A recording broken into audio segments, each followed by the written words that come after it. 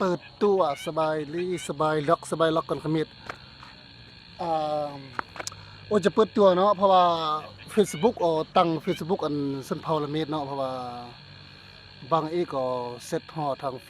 ทาง Facebook เนาะหรือว่า Messenger เนาะอาจจะเซตเปิดแล้วโอ้สบายล็อกกันไปเยอะสินะเนาะโดยเฉพาะมันก็สันเผาขมิดเองนั่นแหละเซตเปิดคิดแล้วมาก่อนไปเยอะเนาะละกูมาแต่ว่าอ๋อนั่นเป็นผู้ตั้งแหละออกมาซื้อสุรินทร์เนาะสุรินทร์วิไลเวียงทองก็ Facebook ก็ Facebook ส่วนตัวก็ให้พิมพ์เป็นภาษาอังกฤษเนาะสุรินทร์วิไลเวียงทองก็เห็นอันนั้นก็ Facebook สันเผาละมิดเนาะออกเป็นผู้ตั้งนะครับคุมแล้วก็ล็อกเพมนั่นแหละว่าล็อกเพมเน้นเพราะว่าก้อยอีสันเผาขมิดก็งูตะเมื่อก็ทักหาเนาะก็ทักฮอทักจาแล้วโอ้ทีมขมิดงูทางล่วงน้ำท่าบ่อุดมไซบ่แก้วก็โดยเฉพาะตามมาทางเมืองพาบ่ขมิดก็กล้วยงัดที่ขมิดเมืองพาบ่หรือว่าขมิดเมืองนั่นแหละเนาะแขวงลงน้ำท่าหรือว่าขมิดอุดมไซเมืองไซจะเมืองก็กล้วยนะแต่ว่าก็ดอกเพิ่มแหละแต่ว่า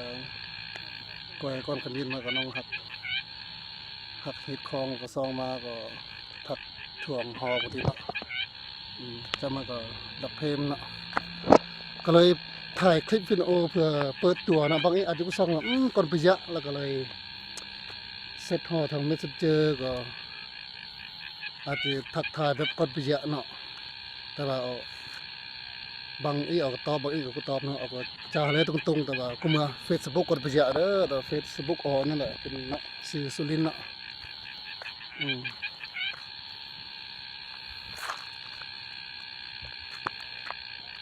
ก็กล้วยเวียกเมื่อแล้วก็ถ่ายคลิปวิดีโอถ่ายมือถ่ายเจลนี่แหละธรรมชาติไอ้ผู้ยามผู้เนี่ยหมดนี่ทักทายสบายดีเนาะ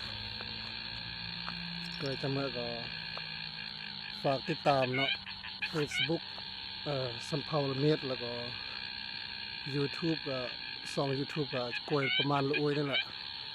เรียกว่าละเมดสตูดิโอกับกล้วยเนาะฝากติดตามหน่อยเด้อเพราะว่าเขียนแบบจะถ่ายคลิปถ่ายวิดีโอแบบเกี่ยวกับวัฒนธรรมละเมดต่างๆนั่นแหละโพสต์อยู่ Facebook บ่แล้วว่า YouTube เนาะบ่มากล้วยพรสวรรค์ก็กล้วยในคิดก็